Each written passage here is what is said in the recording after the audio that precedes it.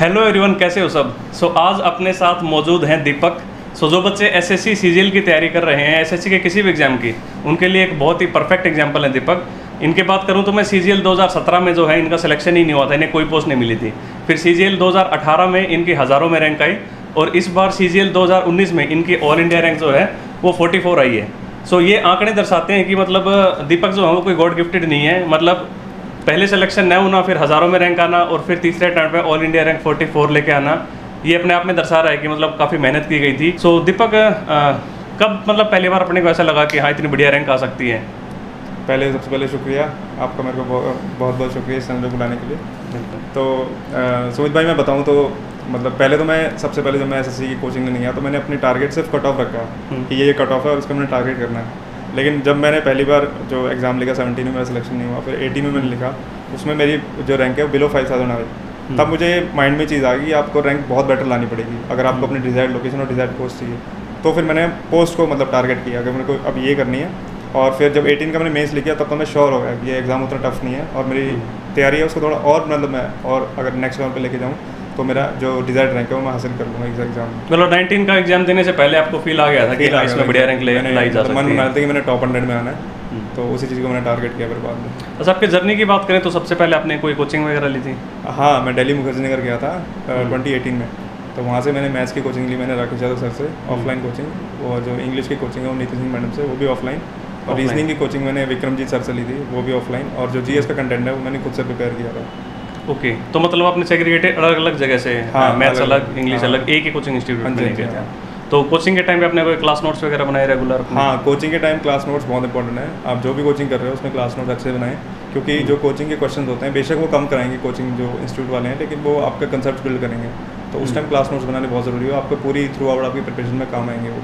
बिल्कुल, देखो class notes जो है वो ज़रूरी होते हैं। अदरवाइज कोचिंग के टाइम पे जब टीचर क्वेश्चन सॉल्व कर रहा होता है तो हमें लगता है बड़ी चीज़ें आसान है, लेकिन अगर आपने नोट्स नहीं बनाए, चीज़ों को ढंग से नोट नहीं किया तो 5-6 महीने के बाद चीज़ें गायब हो जाएंगी। मतलब प्रैक्टिस करनी पड़ेगी आपको। अगर टीचर 2 सवाल करवा रहा है क्लास के अंदर, तो अभी आपका फर्ज बनता है कि आप उन्हीं वैसे ही 20 सवाल घर पे आके करो। तो मतलब आपका जो सिलेक्शन करवाएंगे वो ये 20 सवाल करवाएंगे जो आप घर पे कर रहे हो, नहीं कि वो 2 सवाल जो टीचर करवा रहे हैं क्लास के अंदर। बट ये बात भी है कि वो घर पे आप 20 तभी कर पाओगे ढंग से जब आपने क्लास वाले जो 2 सवाल है वो अच्छे से किए हों। बिल्कुल। क्लास नोट्स जो है वो मस्ट है, ये बातें ऐसे निकल के आती है। क्लास नोट्स नहीं होंगे तो आप ढंग से मतलब रिवीजन नहीं कर पाओगे। एग्जाम से जस्ट 1 महीना या 15 दिन पहले जो आपका बार रिवीजन करवाते हैं वो आपके क्लास नोट्स ही होते हैं। फिर मॉक्स वगैरह की बात करें तो आपने मॉक्स लगाए थे? हाँ बिल्कुल, मैंने मॉक्स लगाए थे। प्री से पहले 1 महीना पहले मैंने मॉक्स स्टार्ट किए थे 2018 में। 2019 में मैंने रेगुलर लगाए मॉक्स, मतलब क्योंकि एक बार तो मैं 18 में सिलेबस कर ही चुका था।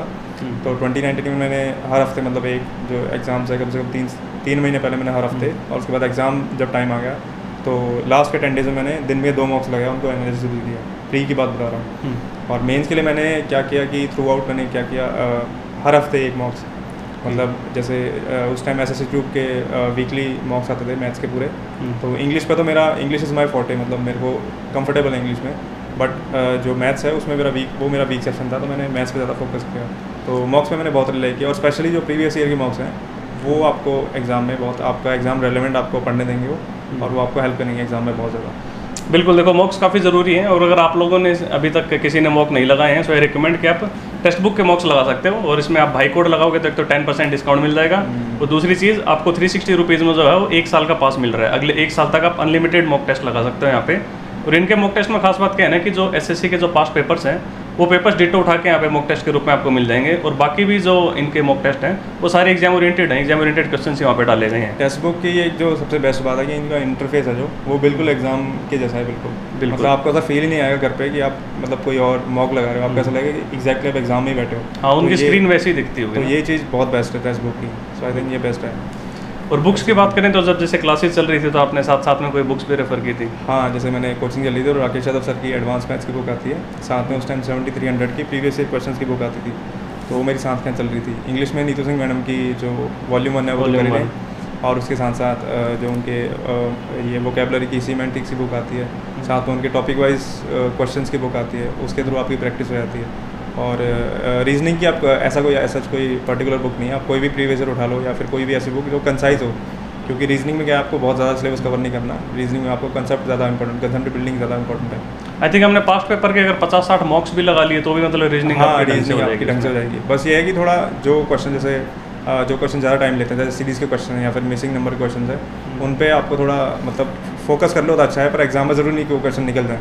तो ऐसे टॉपिक्स पे आपको फोकस करना है, ऐसे टॉपिक्स पे आप ज़्यादा टाइम मत लगाओ जो आपको एग्जाम में उतना आपको कॉस्ट बेनिफिट रेशो ना दे पाएँ। और जीके की बात करें, जीके के लिए कोई बुक रेफर की? जीके के लिए वही राकेश यादव सर की जो प्रीवियस बुक आती है, उसको मैंने 2-3 बार कर लिया, तो उसके सारे के सारे क्वेश्चन, काफ़ी बड़ा मतलब क्वेश्चन बैंक था वो। उसके अलावा ऑनलाइन आजकल बहुत है, आप टॉपिक वाइज आपको टॉपिक कोई बुक के जैसे लूसेंट बुक है, उसमें आपको टॉपिक वाइज पढ़ते हो तो समझ नहीं आता, लेकिन अगर आप वही चीज़ अगर आप ऑनलाइन किसी लेक्चर के थ्रू देखोगे, उसे पिक्चर फॉर्मेट में देखोगे तो आपको जल्दी वो ग्रैब होगा। बिल्कुल। तो जीके आप अपने मतलब लेवल पे प्रिपेयर कर सकते हो। अब मतलब वो टाइम आ गया है कि अपने को जीके को भी अब फुल इज्जत चाहिए। पहले क्या था ना कि मैथ्स और इंग्लिश के दम पे लोग सिलेक्शन ले जाते थे, और पुरानी बात करें तो मैथ्स के टीचर अकेले मैथ के दम पे सिलेक्शन ले जाते थे, इंग्लिश के टीचर अकेले इंग्लिश के दम पे ले जाते थे। फिर टाइम आया कि मैथ्स और इंग्लिश दोनों अच्छी होनी जरूरी थी, और अब वो टाइम आ गया कि मैथ्स और इंग्लिश तो सबकी अच्छी हो गई है लगभग, अब जीके को भी मतलब आपको इतनी इंपॉर्टेंस देनी पड़ेगी। लेकिन ये बात भी सच है कि आप मतलब तैयारी जब आप करनी स्टार्ट कर रहे हो एकदम से आप जीके पे मतलब हवा नहीं बोल सकते। मैथ्स और इंग्लिश में पहले आप सैचुरेशन ले आओ, जब लगे अब बस और कुछ नहीं हो सकता। मैथ्स और इंग्लिश में अब सिर्फ स्पीड का खेल बचा है, सब कुछ मैंने सीख लिया, then you go for GK. तो जीके अब अगर मान लो एक तो बंदे के जिसके 5 नंबर आ रहे हो जीके में और एक जिसके 25 आ रहे हो, तो यहाँ पे 20 नंबर का डिफरेंस क्रिएट हो जाता है, और 20 नंबर मतलब बहुत मैटर कर जाते हैं। और जीके में एक और चीज़ है कि पहले तो क्या था, प्रीवियस ईयर पे बेस पे जीके आते थे, पर आजकल बहुत सारा मिसलेनियस कंटेंट आ रहा है जीके में। तो अब ऐसा भी मैं मतलब फॉर ग्रांटेड नहीं ले सकते जीके को, मैंने इतनी पढ़ाई की है तो मैं एग्जाम में इतना स्कोर कर ही पाऊंगा। आपको अपना बेस्ट देना है, बाकी एग्जाम में जितना भी स्कोर करो ना करो वो बात की बात है, लेकिन आपको अपने लेवल पे जरूर बेस्ट करना है। मेरा पर्सनली ये मानना है कि अगर आपके 20 नंबर तक आ जाते हैं ना जीके में तो एक डिसेंट स्कोर है, बढ़िया मान सकते हो। अच्छा स्कोर है। अच्छा, अभी सीजीएल 2021 के जो एस्पिरेंट है, मान लें कि अभी करीब 2.5-3 महीने बाद इनका एग्जाम होगा मेंस का, एक्सपेक्ट करते हैं अगस्त में हो जाएगा। अगस्त में। तो मेंस के लिए भी इनको क्या करना चाहिए, 2-2.5-3 महीने में क्या मैक्सिमाइज कर सकें जिसको अपने स्कोर? मेंस के लिए तो पहले आपको जितना आपका सिलेबस है आपको सारा कवर करना है, बट उसमें ये चीज़ है कि आपको सारे के सारे क्वेश्चन से लेना है। जैसे प्रीवियस में बहुत सारे आजकल 9300 की बुक आती है गेस, तो आपको सारे के सारे अटैम्प्ट नहीं करने। जो क्वेश्चन आपको बहुत इजी लगे, जो आपने ऐसे कुछ क्वेश्चन जो मार्क कर रखें बुक में जो आपको लगे इंपॉर्टेंट है, तो वही करना है। उससे क्या आपका थोड़ा जो 20-30% जो आपका कंटेंट है प्रीवियस क्वेश्चन का वो थोड़ा रिड्यूस हो जाएगा, तो आप पे जो सिलेबस कवर करने का टाइम है वो आपका बचेगा, जिससे आप मॉक पे ज़्यादा टाइम दे पाओगे। तो ऐसे क्वेश्चन को आपने मार्क करके अलग कर लो कि ये मेरे को करने हैं और ये नहीं करने हैं। और उसके अलावा कैलकुलेशन पे आपको ज़रूर ध्यान देना है। आप डेली कम से कम 15 से 20 मिनट या आधा घंटा भी आप उस पर लगाओ, कम से कम 25 तक आप अपने टेबल्स को बिल्कुल फिंगर्स पे रखो। टेबल्स खाली याद नहीं करने, आपको ऐसा होना चाहिए कि आपको फिंगर्स पे होने चाहिए। इसके अलावा जैसे आप स्क्वायर्स और क्यूब्स को आप अपने टिप्स पे रखो कि स्क्वायर्स आप कम से कम 41 तक, कम से कम कितना मतलब 41 तक ही सफिशिएंट, और जो क्यूब्स हैं आपको 25 तक या 30 तक इफ़ पॉसिबल, तो वहाँ तक ज़रूर करो। उसको भी टिप्स पे रखो अपने बिल्कुल। सीजीएल 2018 के बाद के तो सारे का है, जब से टीसीएस आई है, वेंडर टीसीएस है, वो तो सारे के सारे सवाल मैं तो कहूँगा 2-3 बार उनको लपेट लो ढंग से। 2018 के बाद जितने भी प्री के पेपर हैं, मेंस के पेपर हैं, सारे के सारे आप अच्छी तरह करो। हो सकता है तो सीपीओ के भी कर लो। सीपीओ में क्या है कि आप रीजनिंग और जीके को फिलहाल छोड़ दो क्योंकि आपका मेंस है, तो आप इंग्लिश और मैथ्स का ही जो सेक्शन है वो सीपीओ के मॉक्स में अटेम्प्ट करो 2018 के बाद वाले। एसएससी करती है ये हरकत, मतलब सीपीओ का क्वेश्चन उठा के सीजीएल में डाल देगी, सीजीएल का सीएचएसएल में, सीएचएसएल का फिर से सीजीएल में। तो ये पुरानी आदत है एसएससी की, तो इसका थोड़ा फायदा उठाओ। 2-4 सवाल मतलब आपको ऐसे निकल जाएंगे। और मेंस की बात करें तो it's all about speed now it is. 80-85 सवाल लगभग हर बंदा कर लेगा, और वही अगर मेंस 2 घंटे की जगह अगर 3 घंटे का कर दें तो जितने भी 1 लाख बच्चे अगर मेंस दे रहे हैं तो सबके सब 197.5 आधे, और बाकी बचे हुए आधे 200 में 200 ले आएंगे आराम से।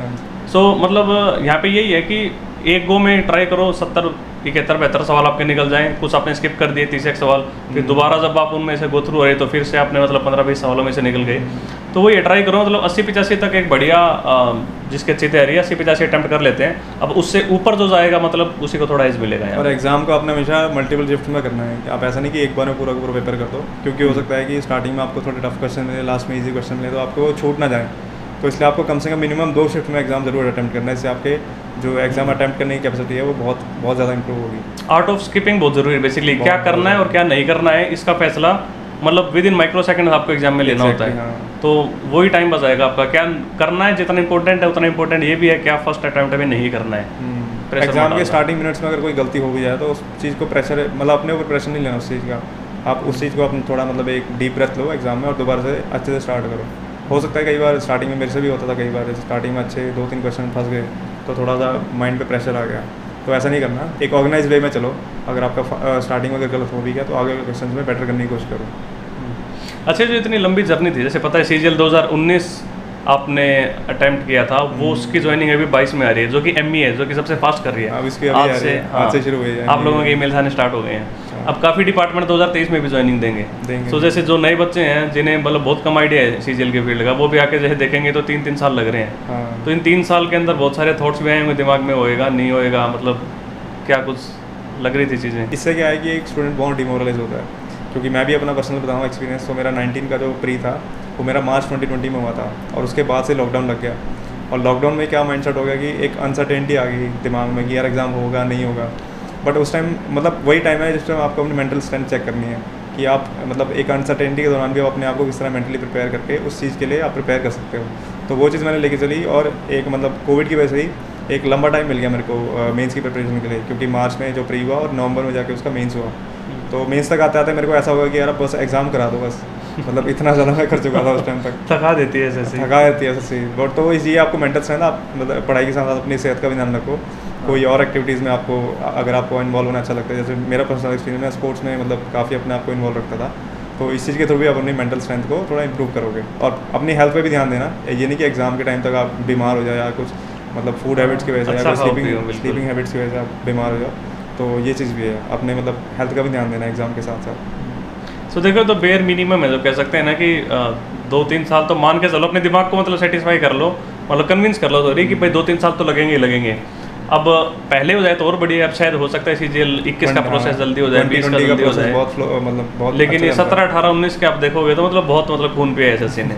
बट फिर होता क्या है ना, तब तो अपने को गुस्सा आता है, फिर जब एक बार जॉब लग जाती है ना, फिर जब आप पुराने दिन याद करोगे तो सुकून मिलेगा, फिर आपको लगेगा चलो यार एंड ऑफ द डे हो गया। लेकिन तकलीफ तब होगी जब मतलब प्रोसेस भी पूरा निकल जाए 3 साल का और आपका सिलेक्शन भी नहीं हुआ, तो वो मतलब दुखदायी टाइम होगा। फिर मतलब टाइम भी गया और जॉब भी नहीं मिली। टाइम जाके अगर जॉब मिल रही है तो सस्ता सौदा मानो इसको, मतलब खुश हो जाओ, इतने में काफ़ी है। मतलब अपना देश में ऐसे ही चल रहा है आजकल। एक ही जो टाइम है आपकी जो लाइफ का प्रेशियस टाइम है इस टाइम, जैसे 24-25 के अराउंड आपकी एज होती है, तो इस टाइम कोशिश करो कि जल्दी से जल्दी जॉब लो। क्योंकि मेरी पर्सनल जो इस टाइम मेरी एज है 27 है, तो मैं अब मानता हूँ कि अगर मेरा सिलेक्शन 24-25 के आसपास हुआ था तो मुझे आगे की चीज़ों के लिए मतलब प्लानिंग के लिए अच्छा टाइम मिल जाता। तो आप बिल्कुल भी टाइम वेस्ट मत करो, कोशिश करो कि एग्ज़ाम को फर्स्ट या सेकंड अटैम्प्ट में निकाल पाओ, तो उससे क्या आपकी आगे की प्लानिंग अच्छी हो पाएगी लाइफ की। होता है फर्स्ट अटैम्प्ट होता है ना आपका बेस्ट अटैम्प्ट होता है। हाँ, जैसे जैसे आपके अटैम्प्ट्स बढ़ेंगे तो आपकी नॉलेज तो डेफिनेटली बढ़ेगी, लेकिन आपका जोश जुनून वो थोड़ा सा डाउन हो जाएगा। हाँ, डाउन हो जाएगा, मतलब चीज़ें बार बार करना एक मतलब वो मोनोटोनस हो जाता है बहुत ज़्यादा। आपको लगेगा कि यार वही चीज़ें फिर पढ़ रहा हूँ, पिछले साल ये सब तो पढ़ाई था। वही तो अच्छा टीयर 3 की और बात कर लेते हैं। काफ़ी बच्चे पूछते हैं कि सर टीयर 3 की बुक्स वगैरह क्या रेफर करूँ, तो आपने कुछ रेफर किया था टीयर 3 के लिए? हाँ, टीयर 3 की बिल्कुल, टीयर 3 को आपको बिल्कुल लाइट नहीं लेना। और टीयर 3 क्या है कि टीयर 2 के साथ ही होता है, तो आपको ज़्यादा मतलब मैक्स टू मैक्स 1 वीक मिलेगा दोनों के बीच में। तो हो सके तो टीयर 2 के साथ साथ भी थोड़ा मतलब वंस इन अ वीक आप टीयर 3 के भी थोड़ा बहुत लेके चलो। मैंने पर्सनली जो एक बुक फॉलो की थी वो 151 एसेज है, शायद मेरे को आई डोंट रिमेंबर कि उनके ऑथर का नाम क्या है। तो 151 एसेज बुक है, उसमें बहुत सारे टॉपिक हैं, तो आपने सारे टॉपिक्स पे भी नहीं जाना, आप थोड़े बहुत उसमें से फ़िल्टर करो टॉपिक्स को जो आपको एग्ज़ाम रेलेवेंट लगते हैं, या जो थोड़े बहुत जो न्यूज़ में आजकल करंट अफेयर्स के कोई टॉपिक है। जैसे लास्ट ईयर कोविड का आया था, इस ईयर भी कोई ना कोई ऐसा आ सकता है। रशिया यूक्रेन वॉर पे हो सकता है कुछ आ जाए। हाँ, कुछ शांति के ऊपर आ सकता है। हाँ, पीस पे कोई टॉपिक आ सकता है। तो इन चीज़ों को लो। और अगर आप टोटली बुक पे डिपेंड हो गए तो बुक में क्या है कि थोड़ी लैंग्वेज टफ होती है, क्योंकि ऑथर अपनी वोकैबुलरी भी अच्छी रखते हैं, थोड़ा कंटेंट भी ज़्यादा दिया होता है। तो उस चीज़ को आप अपने पर्सनल नोट्स बनाओ, उन चीज़ों को लेके आप थोड़ा ऑनलाइन भी सर्च करो उन चीज़ों के बारे में। तो पर्सनल नोट से क्या है कि आप रिवाइज अच्छे से कर पाओगे और आपको लैंग्वेज में भी कोई मतलब डिफिकल्टी नहीं आएगी। ले देखा मतलब बात है कि टीयर 1 और टीयर 2 की बात करें तो डेडिकेटेड स्पेसिफाइड काफ़ी बुक्स हैं, लेकिन टीयर 3 के लिए जैसे एसएससी मांगते हैं कि भाई आपको 250 वर्ड्स में जो है ऐसे लिखना है। अब जितनी बुक्स देखोगे आपको 500, 700, 1000, 1200 वर्ड्स में ये सब चीज़ें मिलेंगी। तो आप मतलब कंटेंट काफ़ी आपके पास पढ़ने के लिए। अभी आपको मतलब अपने विवेक से काम लेना है कि मुझे क्या लिखना है क्या नहीं लिखना है। मतलब आपने पढ़ लिए कोई 1000 वर्ड्स, अब उनको 250 वर्ड्स में आपको कैसे कन्विंस करके आपको चीज़ों को लिखना है बेटर तरीके से, वो मेहनत बेसिकली आपको खुद करनी पड़ेगी। सो जो भी बच्चे नया जो लौट आएगा अभी एसएससी की तैयारी करने, जो फर्स्ट टाइम एसएससी के फील्ड में उतरेंगे, उनको कुछ एडवाइस देना चाहूँगा। तो मैं अपने पर्सनल एक्सपीरियंस बताऊँ तो जब मैं फर्स्ट टाइम मुखर्जी निकल गया, मैंने बहुत सारे स्टूडेंट्स को देखा। तो लाइब्रेरी में हम जाते थे, वहाँ पे बहुत सारा क्राउड था, और ऑफलाइन कोचिंग में बहुत सारा क्राउड होता है। तो हम देखते हैं कि कंपटीशन इतना ज़्यादा है, तो हम अपने ऊपर प्रेशर ले लेते हैं उस चीज़ का कि यार कंपटीशन इतना ज़्यादा है, मेरा होगा कि नहीं होगा। तो इस चीज़ को आपको नहीं लेना। मैं भी एक मीडियोकर स्टूडेंट हूँ, मैंने भी +2 में से आई थिंक 65-66% स्कोर किया है अपनी +2 में नॉन मेडिकल में। तो मैं भी एक मीडियोकर स्टूडेंट की हैसियत से मैंने बोला है कि मतलब मैंने अगर एग्ज़ाम क्लियर किया तो मैं मानता हूँ कोई भी मतलब स्टूडेंट इस चीज़ को क्लियर कर सकता है, प्रोवाइडेड कि आप राइट गाइडेंस लो और अपने एक मतलब ऑर्गेनाइज वे में अपनी तैयारी करो, कंसाइज सिलेबस पढ़ो, और आपको मेहनत ज़रूर करनी है कि अपने एंड पे मतलब टीचर तो अपनी फुल मेहनत करेगा ही कि आपको कॉन्सेप्ट अच्छे से क्लियर करे और आपको अच्छा कंटेंट दे, लेकिन जो 70% जो काम है वो आपका अपना है, आपकी अपनी जो सेल्फ प्रिपरेशन है उसके ऊपर डिपेंड करेगा वो। तो ये चीज़ है, मतलब आपको घबराना नहीं है इतना सारा क्राउड देख के या देख के जो टीचर्स थोड़ा बहुत मतलब हाइप करते हैं चीज़ों को कि एग्ज़ाम टफ है, ऐसा कुछ नहीं है। आप एक बार खुद मतलब एक बार अच्छे से तैयारी करके एक बार मॉक लगा के देखो तो आपको ये चीज़ रियलाइज़ होगी कि एग्ज़ाम उतना टफ नहीं है बिल्कुल भी, it is easily crackable. Basically हो जाता है, देखो हो जाता है, कोई बड़ी चीज़ नहीं है, बस 5-7 महीने कंसिस्टेंसी है, लगातार क्लासेज अटेंड कर लो और फिर 5-6 घंटे डेली अपने घर पे आके प्रैक्टिस कर लो, चीज़ें अचीवेबल हैं।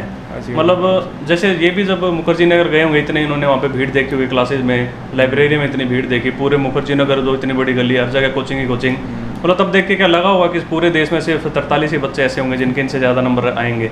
और मैं तो ये मानता हूँ चाहे आपकी ऑल इंडिया रैंक 44 हो या 84 हो या ऑल इंडिया रैंक 1 हो, मतलब ये सब के सब बच्चे लगभग बराबर ही आते होते हैं, 1000 भी हो चाहे, लेकिन फिर भी अगर टॉप 100 में अगर आप आ गए ना तो सब बराबर है, बस 2-4 नंबर ऊपर नीचे से इधर उधर हो जाती है रैंक, अदरवाइज सब टॉप 100 मेरे लिए सारे के सारे लगभग बराबर ही हैं। मैं इस पॉइंट पे आपसे डिसएग्री करूँगा। मैं मानता हूँ कि अगर आपको अपनी डिजायर्ड पोस्ट और डिजायर्ड लोकेशन मिल रही है, मतलब नो मैटर कि आपकी कोई भी रैंक है, तो आई थिंक वो एक रैंक 1 से भी बेटर है।